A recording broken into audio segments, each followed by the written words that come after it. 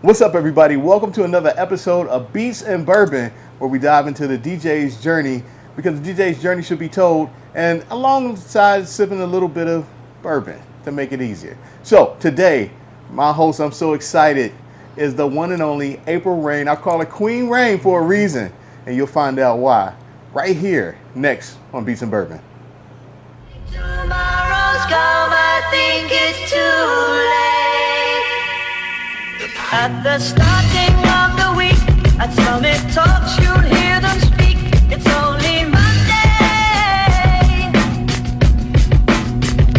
Negotiations breaking down. See those leaders start to frown. It's more than one day. Tomorrow never comes until it's too late.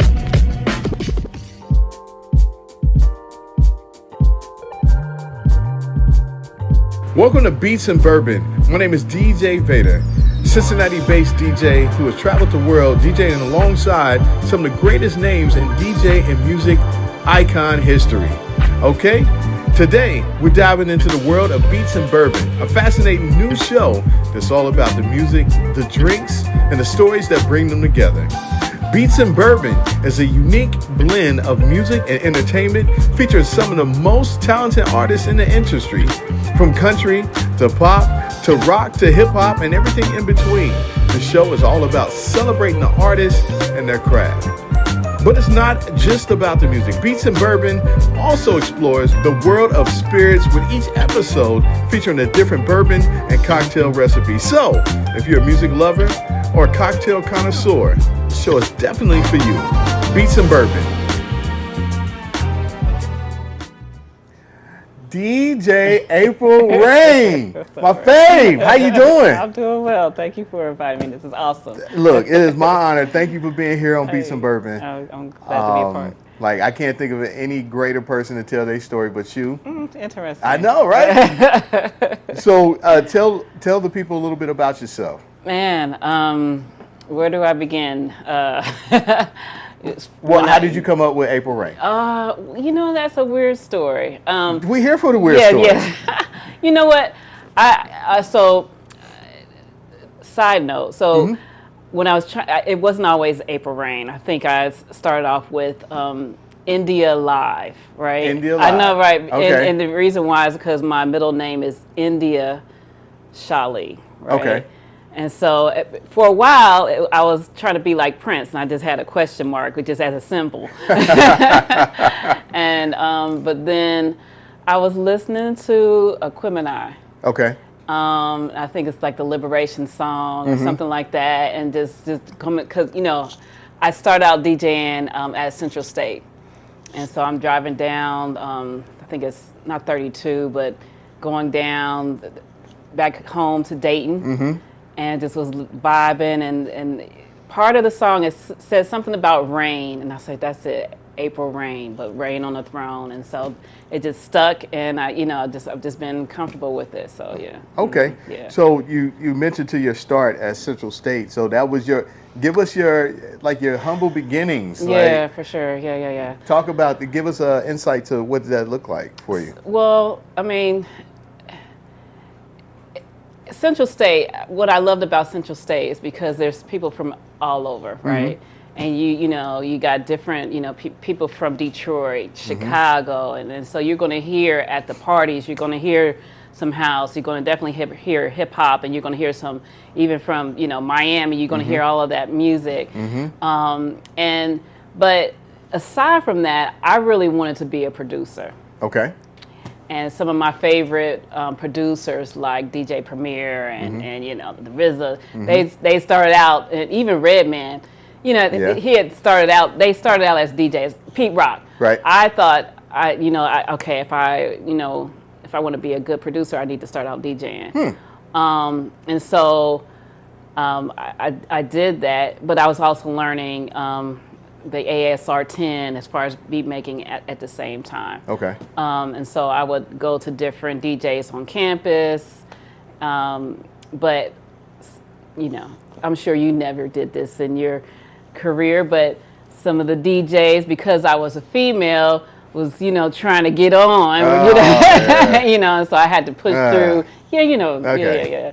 The creepy dudes. Yeah. Well, or not taking me seriously, right. You know what I'm saying, or whatever. But, but I pushed through that, and you know, my current husband also went to Central State and was also a DJ, and so he was one of the guys that wasn't trying to get on.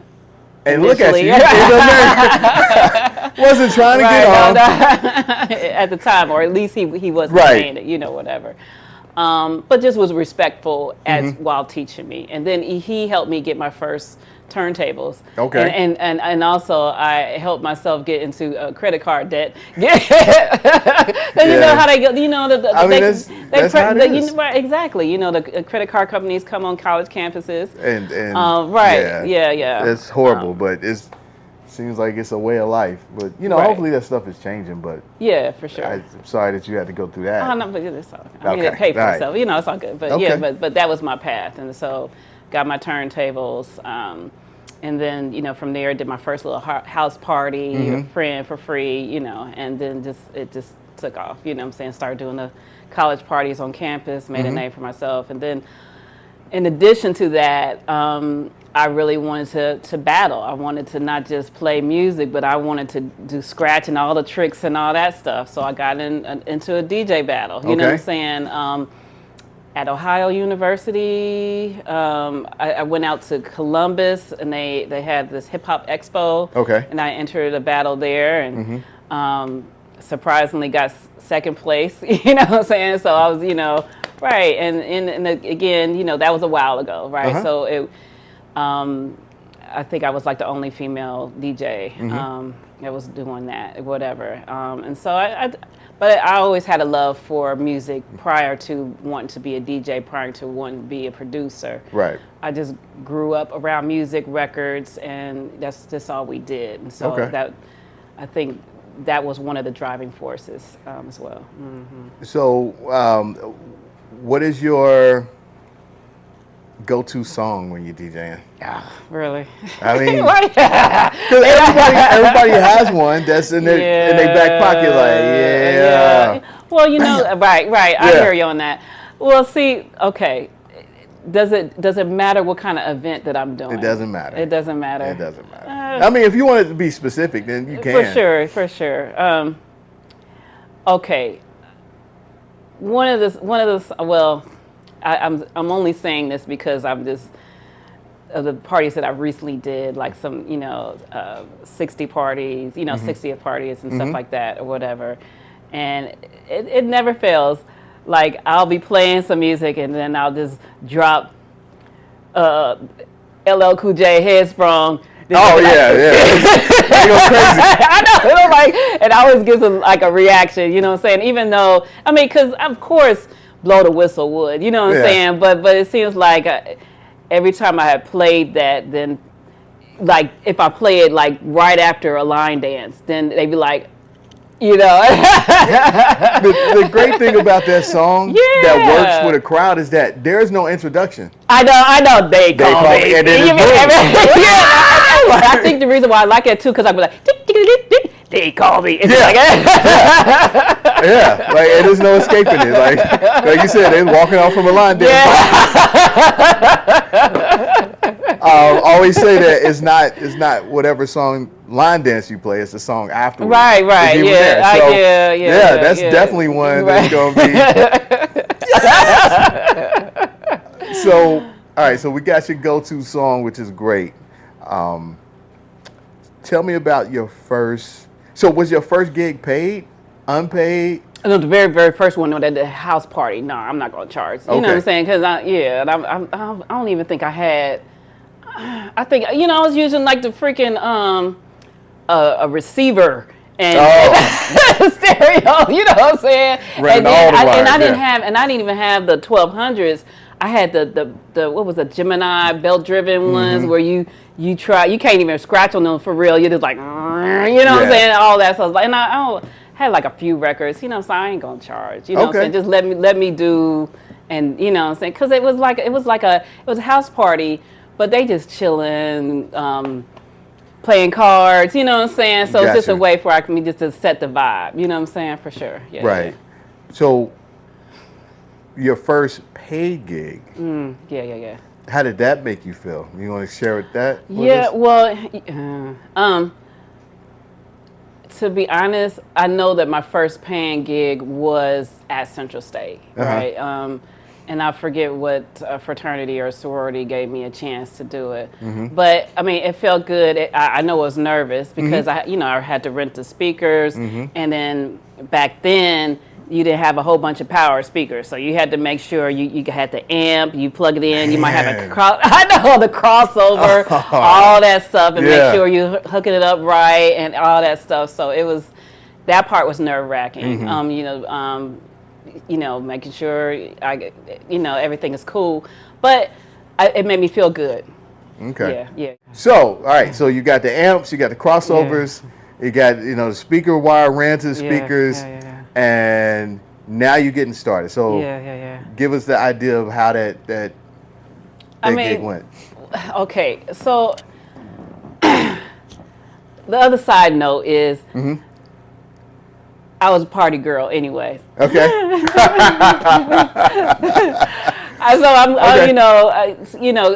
In Dayton, we used to have the teen clubs. You know what I'm saying? And I would drive, right? My mom would let me drive and pick up my friends, and we would go. And so I know what I like to dance to. I like to dance. I was me and my best friend.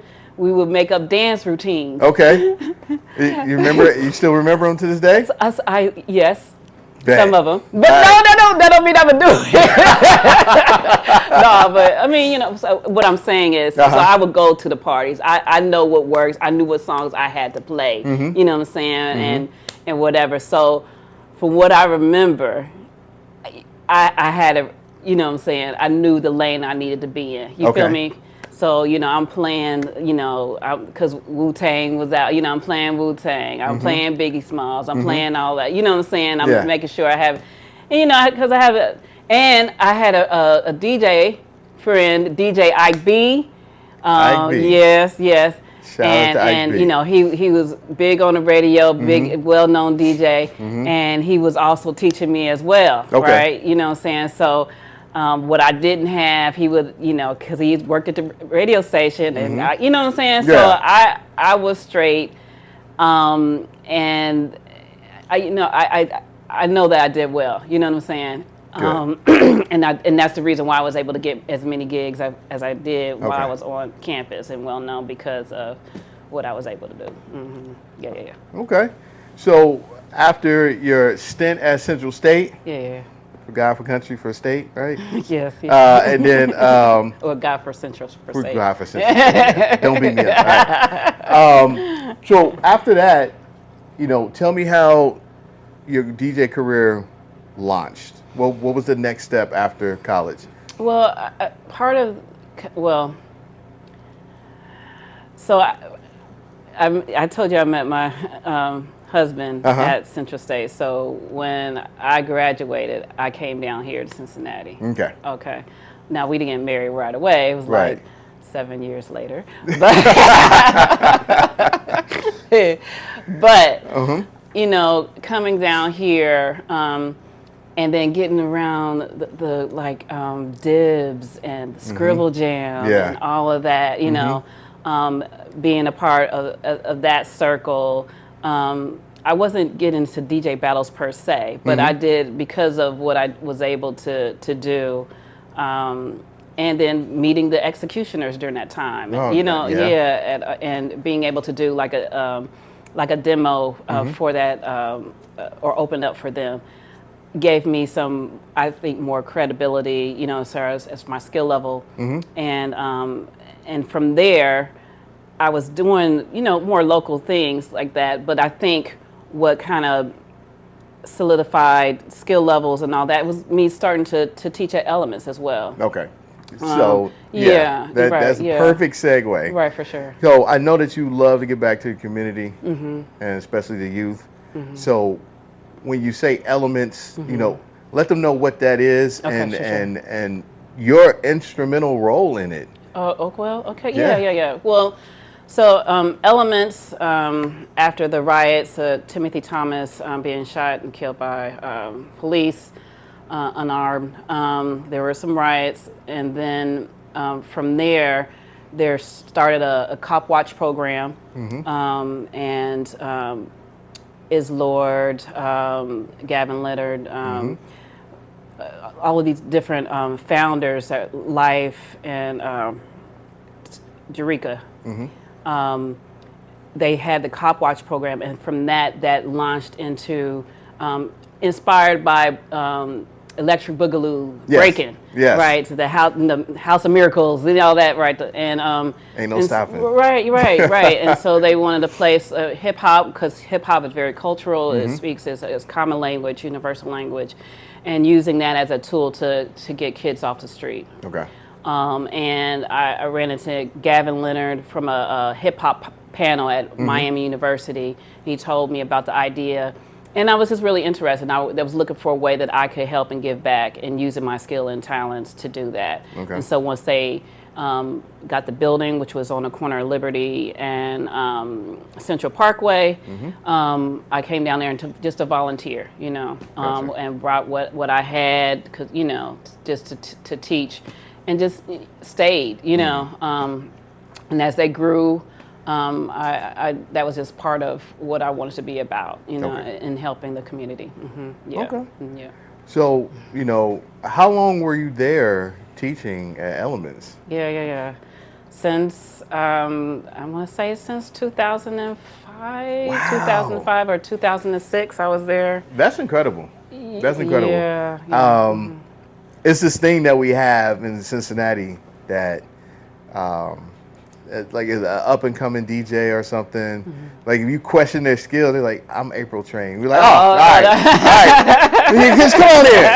Give me a hug. That's how, legendary your name is, as far as, and up-and-coming DJs or people that you've trained, you've taught over the years. To watch them grow and skyrocket. Oh my goodness, yeah, it's awesome. Oh my goodness. And they all say, well, but see, here's the thing, and this is what I tell them, because it makes me feel a little bit weird. You know what I'm saying? Let me tell you why. You better take your flowers. Well, no, okay, I hear what you're saying. Yeah. But I also strongly believe that if it wasn't me, it would have been somebody else, right? Yeah. Yes, because they had that hunger and that drive that propelled them to do what they're doing. You know what I'm saying? And so I'm just a little person along the way, but I can't say, oh, you know what I'm saying? I just don't. Don't take their credit as their success to your. Right. No, but you exactly. Are definitely, you need to accept your lily pad / launch pad that shot them in the atmosphere. Because you're right, it may have been somebody else. Yeah, for sure. But it may have been somebody else that would not have taken those extra steps that you took. Oh, okay. All right? I hear what you're saying. There's a lot of stories that you can get into about how late you stayed or how you met with a person off-site, And it's those little things that gave them that insight to be a little bit extra better. I hear you. Okay. I'll take that to a point. So, to a point. DJs, we're so humble. Yeah. So, tell me about your progress in the battle world, because I remember going to support you at the Red Bull 3 style. And that was phenomenal. So, how did that journey come along? Well, I think, oh man, what is his name? He's not here with us. But the promoter for Red Bull at the time, they brought Red Bull 3 style here to Cincinnati to do the regionals. Right.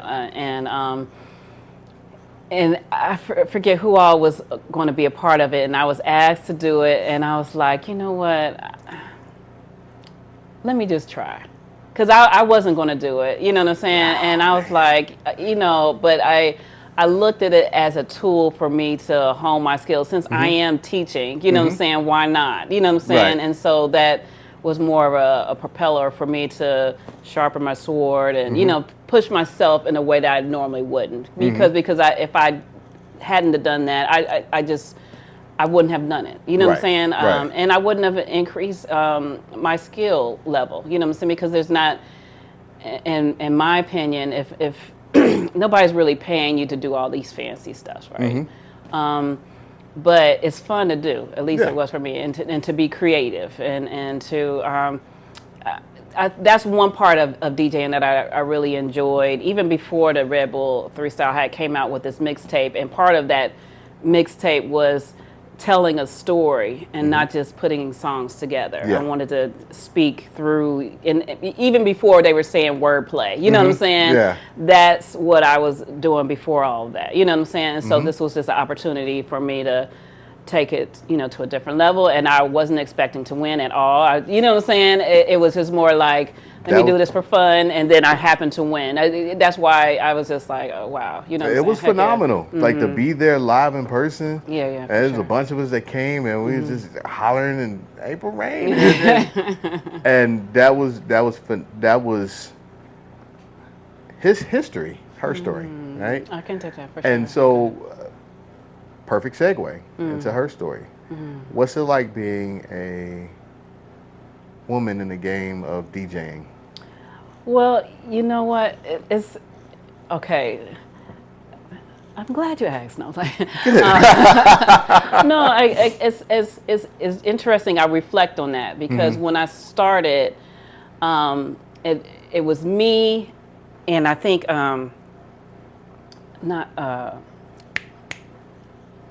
it's not Diamond. Dime Piece. Yes. Right. Okay. Shout out to Dime Piece. Yeah.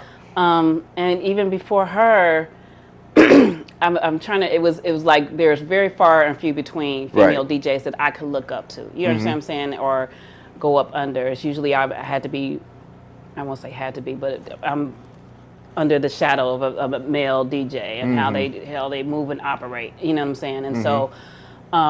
Now that is no longer the case. I know there are so many female, and it's a beautiful thing. It is. It's definitely a beautiful thing. But I always know who's the credit for that? You. I don't know. Okay. If you think about all of the major women DJs that's here, who have they been trained by? Go ahead and raise your hand. Go ahead and raise your hand. Go ahead and raise your hand. Liz. Okay, yes. But and other people. There is the and other people. Yes. Okay. That's what I'm saying. I like if I was a male, I would just be one of many. You understand what I'm saying? I don't think that's what I'm saying. They all had a desire to do that, and so. I hear what you're saying. I'm very hesitant to say, yeah, these are all my daughters. No, you ain't. We'll have to go to blaxploitation mode. But it's something to marvel at. Like, when I look at the Queen Celine's, I look at the Essentials, I look at Ari's and everybody else, like, Apryl Reign, right? And so that means a lot. I hear right? Yeah. The fundamentals of what they do means a lot. Yeah. You know? And it's not to say that there's not any other great women that's out there as DJing. I think they all are phenomenal, but I'm just pinpointing on them. I'm giving you your flowers, my G. Okay, right? I appreciate that. Okay. So, I'm sure that you had to deal with some stuff. Sure. Yeah. Being the only one in the room. Yeah. At times. For sure. Yeah. Right. I still kind of do though. Like, I was walking in somewhere, it's like, oh, are you the photographer? And I'm like, no, I'm the DJ. I'm the DJ. And it keeps like, I don't know what it was. The photographer was late. Okay. And it was like, here's the photographer. No, I was like, no, I'm the DJ. And then they called me up. They said, you ain't there. And I said, I am here. I'm the DJ. You know what I'm saying? So it was just, but yes, go ahead. That's interesting. That's interesting. Yeah. That's I'm just saying. Yeah, that's crazy. And I had speakers and everything. You the photographer? Like, do you see a camera? That's wild. So when you talk about the transition to now, right? And let's also talk about technology, because a lot have changed over the past 30, 40, 50 years, right? And do you think it's easier to be a DJ now? For sure. I mean, yeah. Of Yeah. course. Yeah. I mean, yes. I mean, okay, I take that. Yes. No, you're fine. But I still think, and I've witnessed and observed, there is still an art to song selection and all of that. And I think I don't want to take that away from, the technology, you know what I'm saying, as far as, I know there's always been a controversy, probably not so much now, but, sync buttons and all that stuff and being able to do all that. Well, what's your take on it? Well, I still, when I was teaching, I would say, yes, you can use that, but you still need to know when to bring it in. Right. Right. So, because even if you hit sync and you bring it in all wrong, it's not going to line it up for you. You know what I'm saying? So, and then what is there? Sometimes the analysis of the song, they may not get the BPMs correct. You know what I'm saying? So you still, it's really to your advantage to learn how to do it manually so you can catch it and know that this isn't right. Right. Yeah. Right. So, but I don't want to poo-poo people who had used the sync buttons. Right. You know what I'm saying? Yeah. Because I know that's, to me, I think that's part of the reason why turntablism is on a decline, because the elitism of my skill level is much better than you, and you know what I'm saying, and all that. It creates that division. Divide. Yeah, there's some hardcore people that's out there like, you a sync button DJ. Yeah, for sure. It's there as a tool if you use it. Just like stems is there as a tool if you use it. Sometimes things, when it's new and introduced, gonna get oversaturated. You just gotta give it time to mellow out. Yeah, for sure. Everything don't have to be a blend.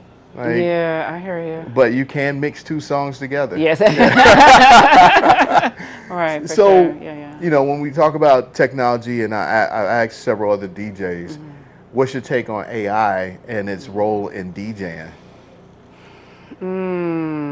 Now, tell me, break that down, because I'm thinking of different algorithms and things that also influence DJing as well, as far as song selection and you know what I'm saying, like the art of digging may not necessarily be originated from you anymore. Maybe suggestions, that is AI. Yeah, right, exactly. That is AI. Okay, that is AI. Even that, so a conversation me and Tree Marcus would have is that, and I love it, but it can restrict your creativity, mainly just looking at the BPMs.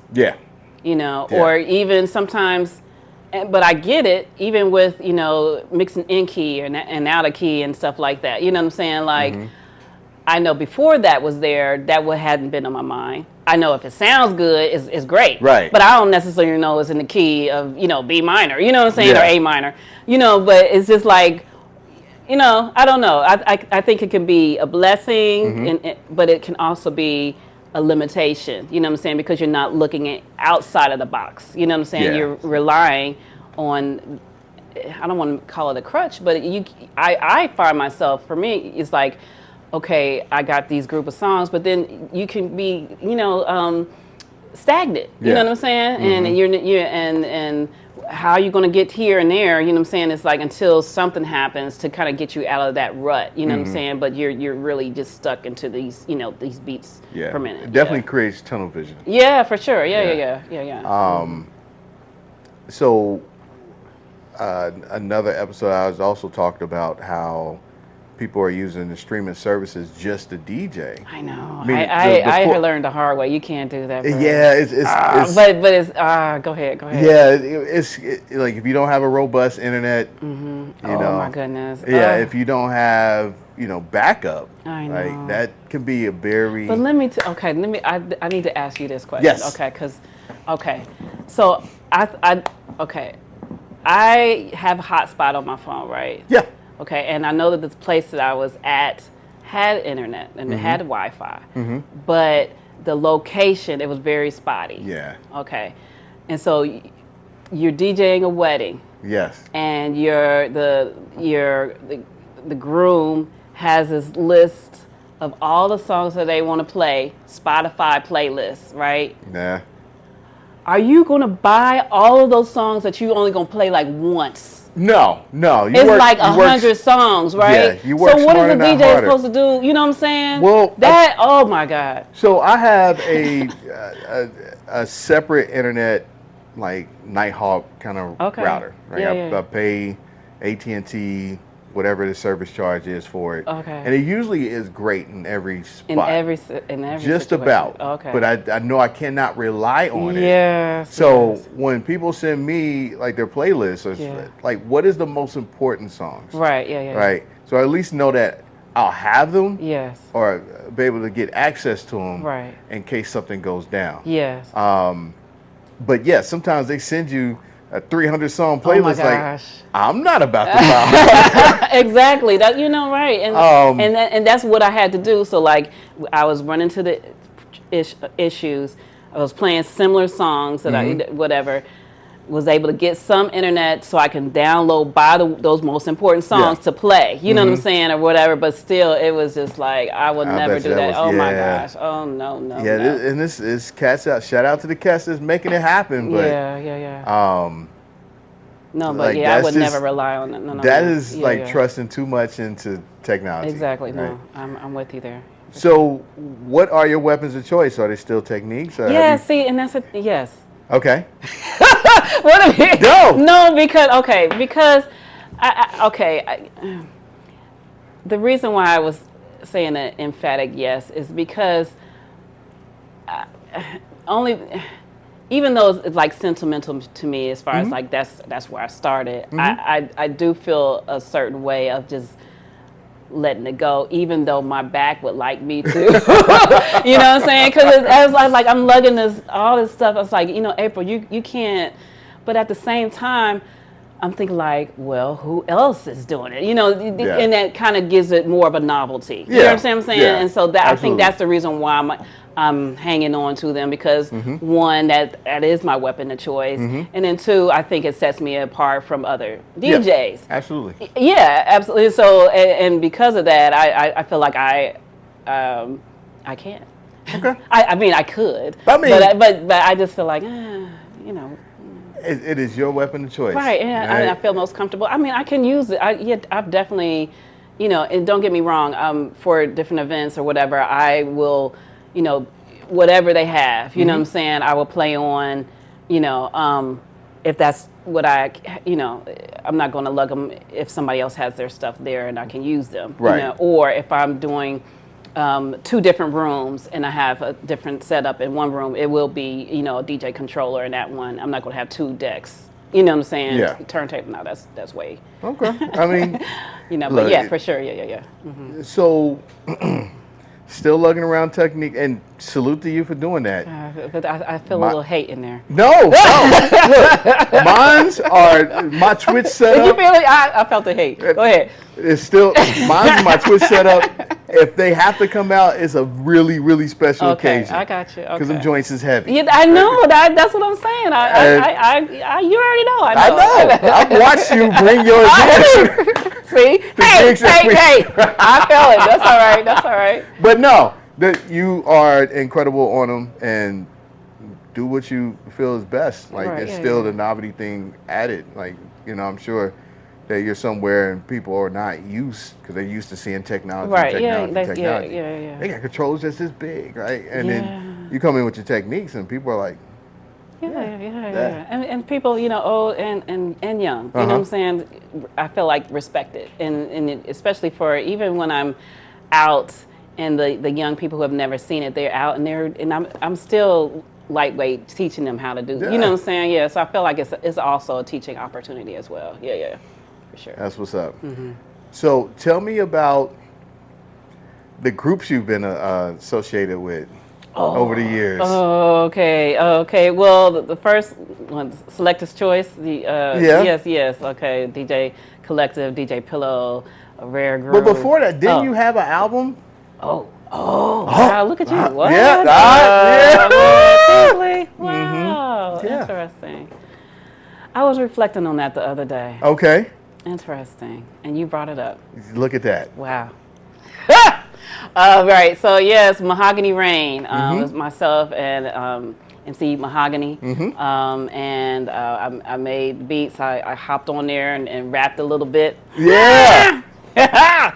And yeah, so and over a year we with Boogie Bang, Brian Greer, out of his studios.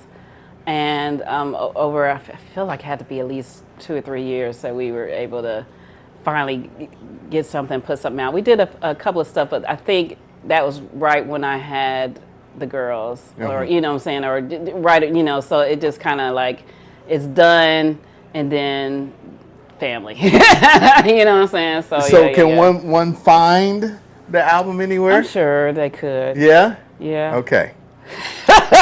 Mahogany Rain, y'all. Mahogany Rain on Bandcamp, definitely. But yeah, if you look it up on Bandcamp, it's definitely still there. Okay. Sure. Yeah. Dope. Yeah. Now. Yes. We can talk about. Okay. Yeah. Selectors. Yeah. Yes. So Selectors Choice, like that. I believe that started out 2010, 2011, and Pillow. Shout out to Pillow. Really, yeah. DJ Pillow just had the idea of dope DJs getting together and just playing what we want to play, but getting people on the dance floor. And so we started out, I think downtown at Main Event, and then went over to Northside Tavern, and I always had a good time. Yeah. Now we do selective events like Dilla Day and things like that. But yeah, so those are my dudes. Shout out to Pillow, shout out to Groove. Yeah, heck yeah. Legendary. And Sly Love, yes. And Sly Love. Yes. So during those years of Selector's Choice, because, I mean, it was fun times. Yeah. Man, some fun times. Fun parties and just dope music. And I had the honor to DJ with y'all. Yes, you did. Yes, I remember that. That was a fun time. Yeah, for sure. Like just the creativity and just the freedom, And just the to freedom, play yeah. whatever. Oh my goodness, like that is huge. Yeah, it is. Right? It is nowadays. Do you find yourself in today's gigs with the same freedom, or? Yeah, you know what? To be honest, I was reflecting on that. You're very in tune with what my thought processes have been about DJing, because I you have a family, right? And in addition to having a family, I have a day job that's pretty stressful. And so trying to find those moments of what I want to do as far as DJing, you know what I'm saying? How selective do I want to be or not? I have found that when I'm DJing weddings, even though they are very stressful, and in particular certain weddings where they're more open, I have a great time, surprisingly. And or I may be so nervous, but then I DJ and I'm playing some of the songs I like that I enjoy a lot, and then the dance floor is going, and I'm like, maybe you should do this more often. So and I would have more freedom in certain weddings than other weddings. Do you understand what I'm saying? Yeah. Right, as far as the song choices. So the ones that are more open, those are the ones that I enjoy the most, and is in kind of in the line of Selector's Choice. Gotcha. Do you understand what I'm saying? Yes. So I can play some rock, I can play some old school, I can play but only certain ones. Everybody's not into that. You know what I'm saying? It's, so I appreciate that. But I do go up to, been up to Columbus, and they have something called the Redo up there. The Redo. Shout out to the Redo. And they are very open, you know what I'm saying? And it also reminds me of Selector's Choice as far as where they can go and take the crowd, you know what I'm saying? And sometimes I would like to see that more here in Cincinnati too sometimes, you know what I'm saying? But I know you got that. Oh, me? Of course. Everybody follows Vader. I think you because of who you are, right, and your respects, how long you've been in the game, and they're in, you know what I'm saying? No, you feel me? Okay, I'm giving you your flowers, right? Okay. Okay. Right. And they trust you to take them where you want them to go. Would you say? It depends on the scene and the setting. Like, you know, once you have built a reputation for doing something, that's what they expect. Okay. And so it's at times it could be hard. Like, I hear you. You may not feel like sweating people's weaves out. You know, I hear what you're saying. It's some days I'm just regular old Kenyatta. Yeah, I hear they want me to saying. be Vader. Like so, and I talk with this about Diamond. Talk with Diamond about this too, and you know, we have a job. Yeah, you know, and it may not seem like it's a job, but we're working. Right. I know. Yeah, for sure. And I hear you. so you learn crowds, you learn what's in front of you. Like I like the puzzle that's in front of me. You got to figure out where the pieces fit, and that person back there, are you nodding? Yeah, all right, cool. Like the science of DJing and everything. It is a science, for sure. But at times, it's I hear some you. pressure. It is, yes, I already know, because, Up for the challenge always. But, okay, You know, I have learned and watched you all, right, and just kind of honed my own craft. I remember you used to DJ. What's that place up at? It's in Sharonville, and it was the garage. The garage. The garage. Yeah. The garage. That was some legendary times. That was in my hood phase. No, but I enjoyed it. It's good times. Good times. You know, you evolve over the years. Like you learn some stuff to take with you, learn some stuff not to take with you, and you evolve. And you know, how have you been able to evolve and protect your brand at the same time throughout the years? Well, see, it is a learning. I mean, I'm still learning. Because I'm gonna be completely, not that I haven't been honest with you. Right. Okay, but. These are hard times, right? Yeah. And sometimes you need the extra monies, right? And even though I'm not out there hustling, trying to get gigs, but I think because we've been around enough, you know, people come to you. And somebody asked me to do a team party.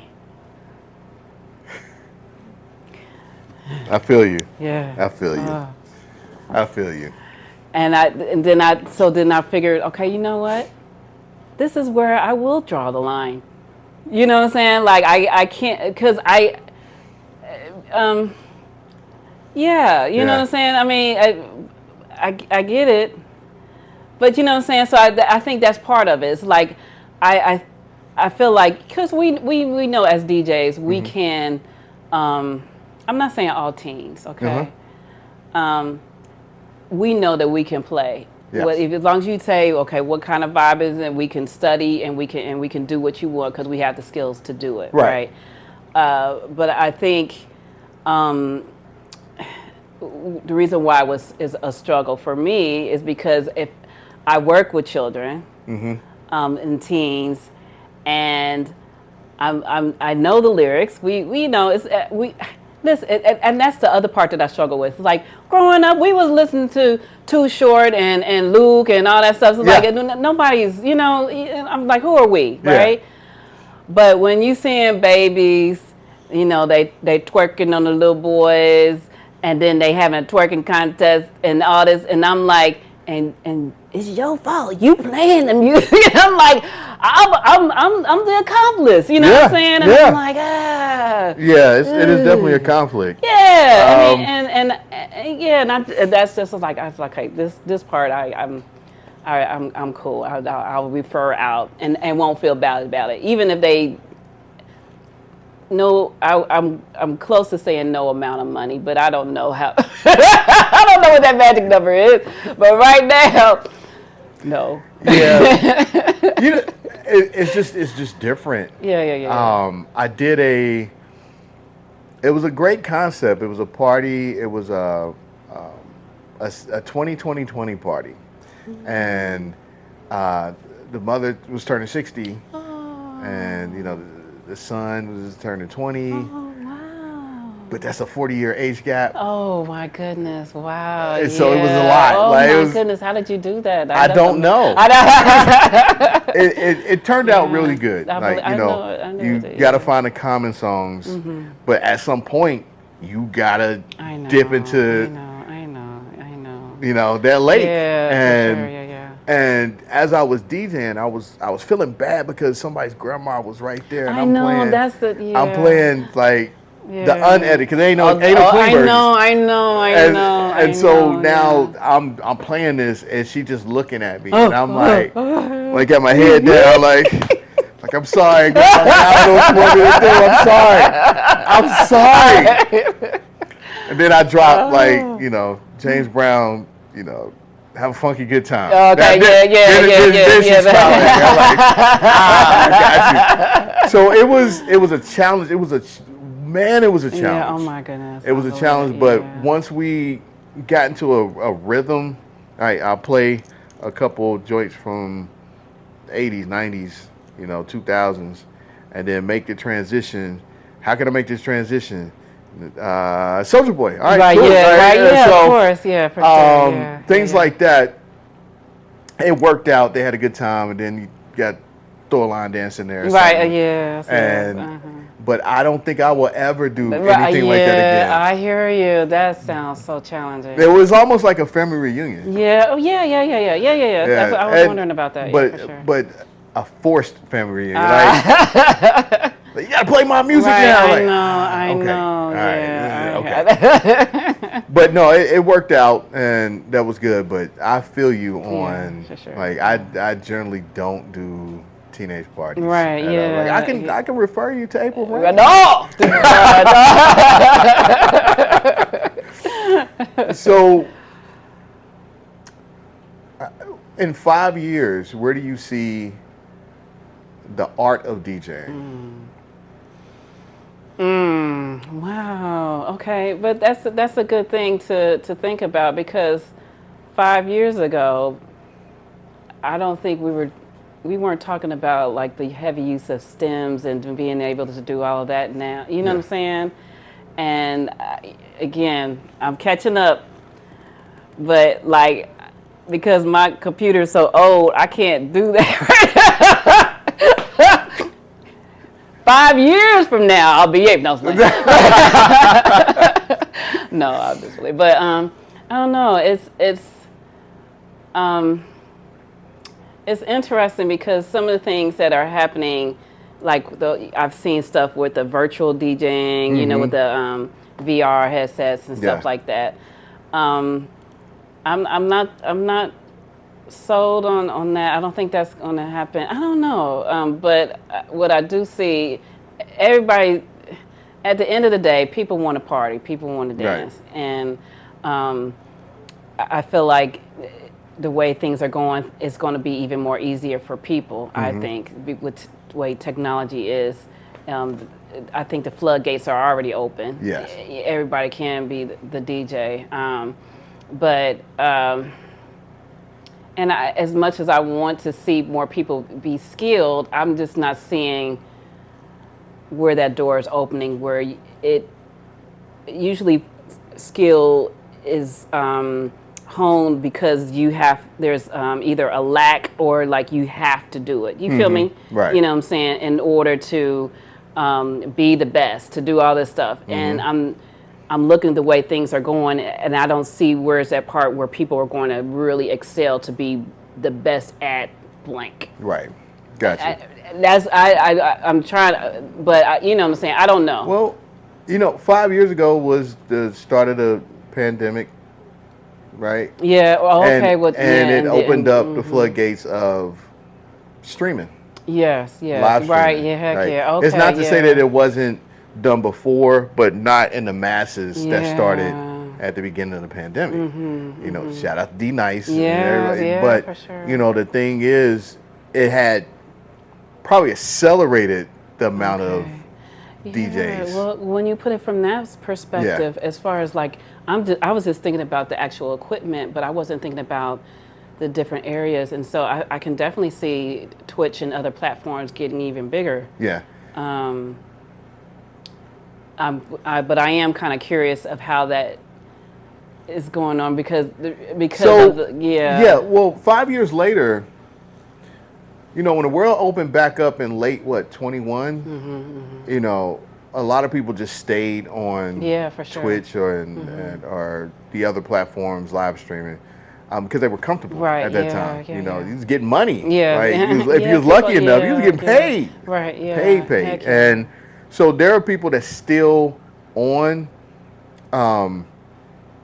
We talk about it amongst the Twitch family, like everybody came in waves. Yeah. Like that first and second wave, and maybe even the third wave, you know, probably got the best benefits of being on Twitch, right? For sure. The later waves had to fight a lot to build up their numbers, their people, things like that. Right. There's still people, there's still a million, a gazillion people on Twitch doing their things, but I think the pandemic years, at least the first 2 years, a lot of those people maybe still there, but a lot have went on because they were probably big names outside the world. Right. And so back out there. I think even like when I got on there, I was like, yeah, this is cool. Yeah. But when the world opens back up, I do some shit on the outside. And they're like, whatever. And I did. Remember when they had the drive-in concerts? Yes, I remember that. Yeah. So I had set up a camera and live stream while I was doing that. And they was like, oh shit, you really did that? I think it was a BBD concert or something. I remember that. Heck yeah. So, you know, with technology and all these platforms, and now there's even more. You got Kick. Now you can, you know, DJ on YouTube and things like that.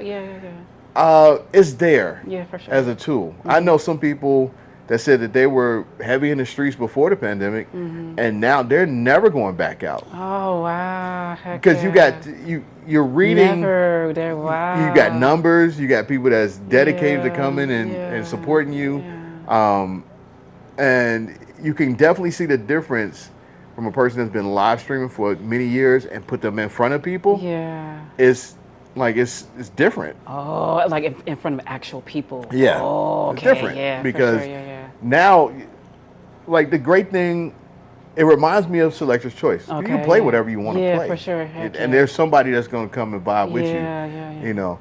But when you in front of a crowd, it's just different. It's a different monster. Of course it is. Yes, you know, that's a different beast.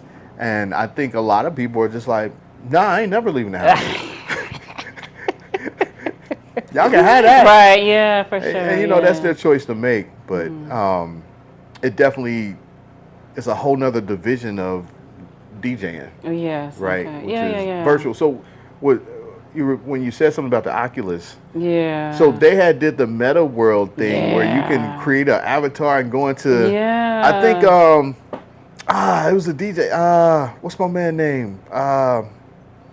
Sean, heck yeah. So he had gotten to that, and I was talking to him about that too, And so, you know, I guess cats are getting paid off of that too. So really? Still? Yeah, I think so. What? I don't know. Okay, I couldn't get into that. Like, right, I got you. But yeah, they would live stream from the virtual club with the little avatars doing all the Charlie Brown dances. I don't know. I'm just making that up. But it's just so many split avenues, right? For sure. So, did you ever become a producer? Right. Again, I was thinking about that just today. Okay. No, because the reason why I was thinking about it, because I just like you have, there's so many different paths that you can go on as a DJ, right? And then there's different, I feel like, maybe this is in my head, but there's different measures that either DJs will measure themselves with or comparison to other DJs and why aren't you doing this and why aren't you doing that because you've been doing this for so long, how come you're not? You understand what I'm saying? And then so I could easily say that about myself in so many different ways. Like, how come you're not doing this? How come you're not doing these shows? And then I had to realize what my original mission was. Got you. And that was to be a producer. And then and then talking to myself, okay, so how come you're not right now, right? And there's a lot of different reasons. One, you know, it is like it's a lot. You know, DJing, your family, you know, I'm a mental health therapist, right? And there's a lot of paperwork. You know, so I'm like, I got all this stuff to do, and the things are, and so, but I've been DJing for so long, you know what I'm saying? And people call me up, so I feel like I'm always going to do that. And because in comparison to producing, you know, you can always get paid, right? DJing, right? Whereas, you know, nowadays, let me get this beat. You know what I'm saying? Yeah. I'm not going to say that. Okay, but anyway. All right, so that being said, it has motivated me to get back into production. Okay. You know what I'm saying? Because that is what I do want to.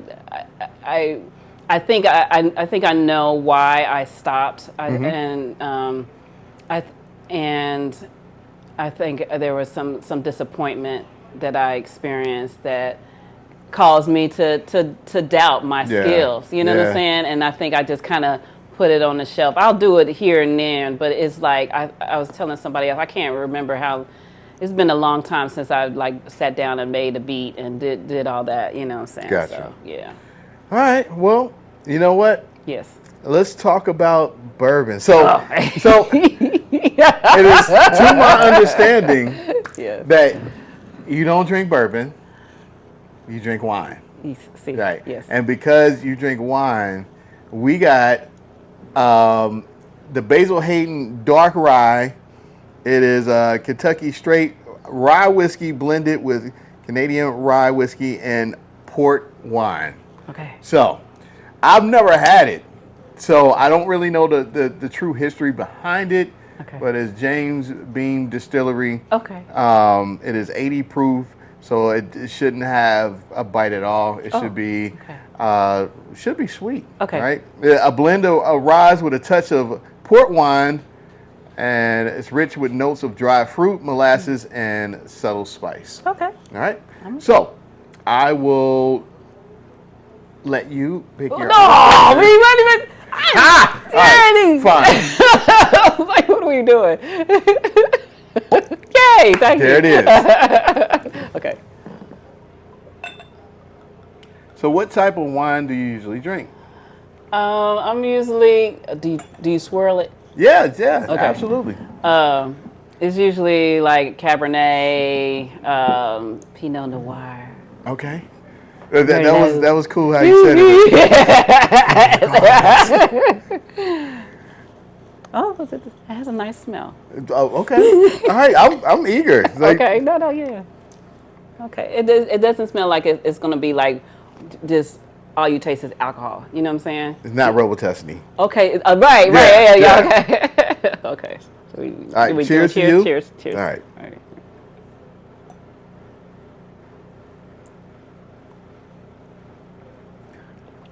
Oh, okay. Yeah? Yeah. Okay. Yeah, because I was expecting it to be this real. So, okay. Tell me, bourbon speak. Okay. Heat. Heat is usually in a proof in a way that is, I guess, distilled. You can have a higher proof. Like this is 80 proof, so that's like water to the average bourbon drinker. Oh, really? Right? Okay, so but are it's you not saying a bad thing. It's not a bad thing at all. Okay. It depends on your palate. Like there's some people that on a normal day drink 125 proof. Oh my goodness! Wow. Bourbon. Yeah, that will strip a layer of skin off, and it's just like water to them. Right. But you know, your palate changes just like with cigars and everything else. Even with your food selection, like every now and then, you just don't want what you just had a couple weeks ago, right? Your palate changes. Yeah.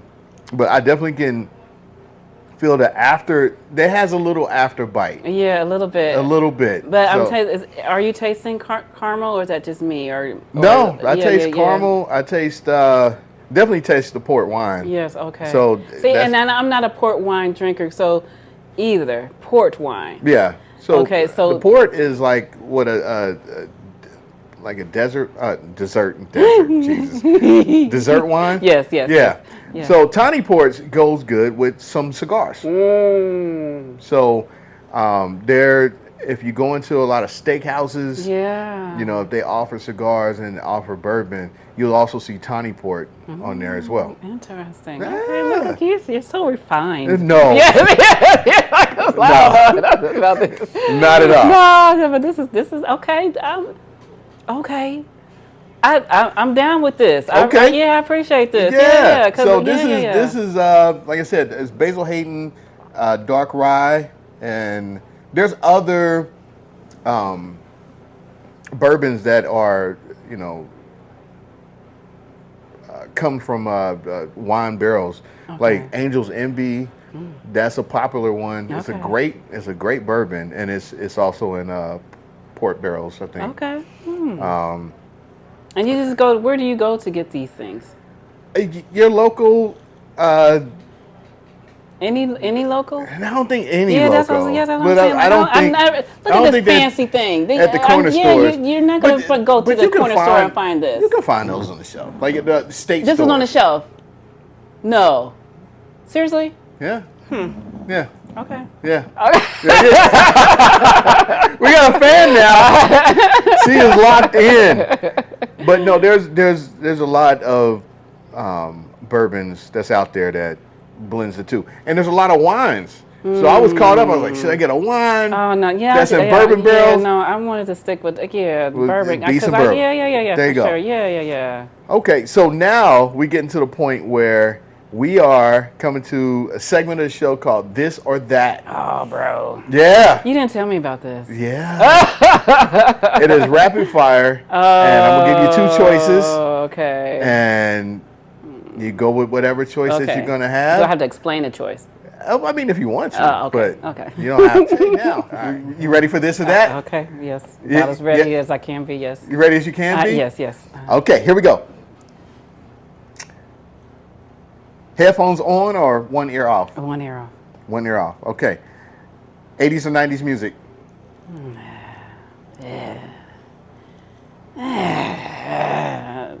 Okay. 90s. 90s? Okay. All right. So, what about Run DMC or Houdini? Run DMC. Run DMC? Yeah. All right. Live scratching or seamless blending? Live scratching.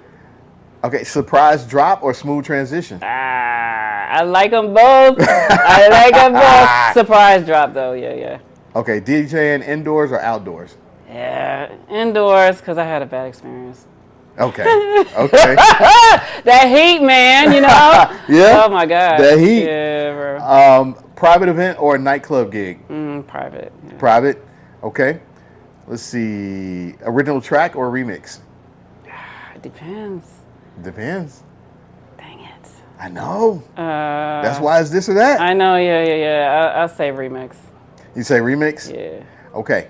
Outkast or Tribe Called Quest? Come on, bro. I know. This is this or that.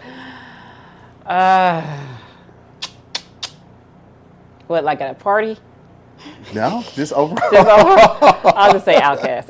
You gonna say Outkast? Yeah. Okay. Touring the world or having a strong local following?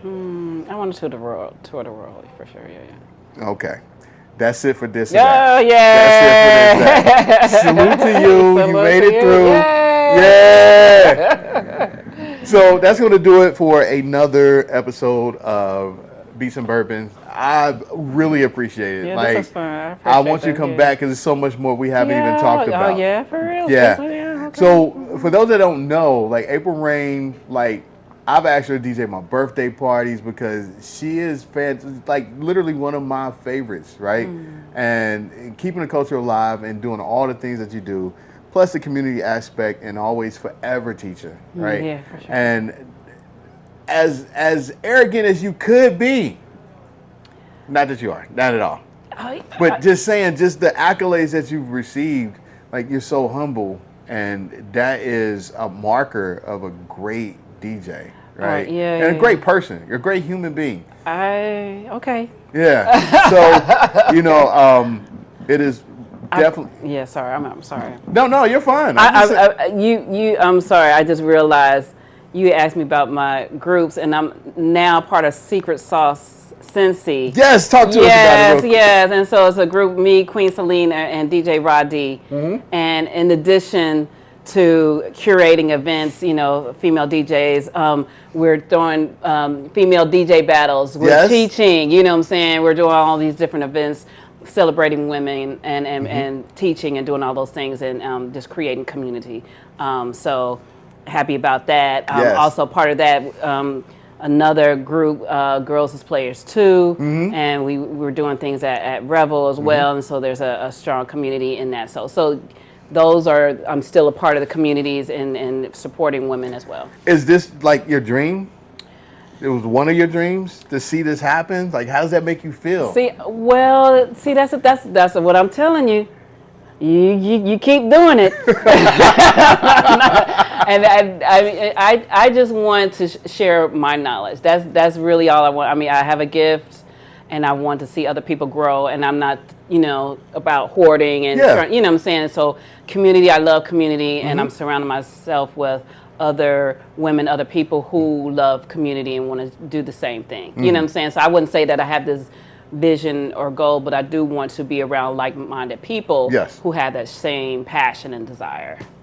Absolutely. Fair? Is that fair? That's fair. Yeah, okay, thank you. That's fair. That's fair. All right. Again, thank you for coming. Like, this means a lot to me. And I appreciate you taking the time out of your busy day to be here and have bourbon for the first time. Like, and now you sold. You about to sneak off with the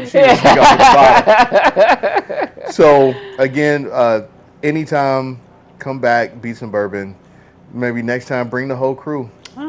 That would be dope. That'll be dope. Yes, that'll be dope. Make it happen. Yeah, we got to do that for sure. That would be awesome. All right. For sure. So tune in to another. Wait.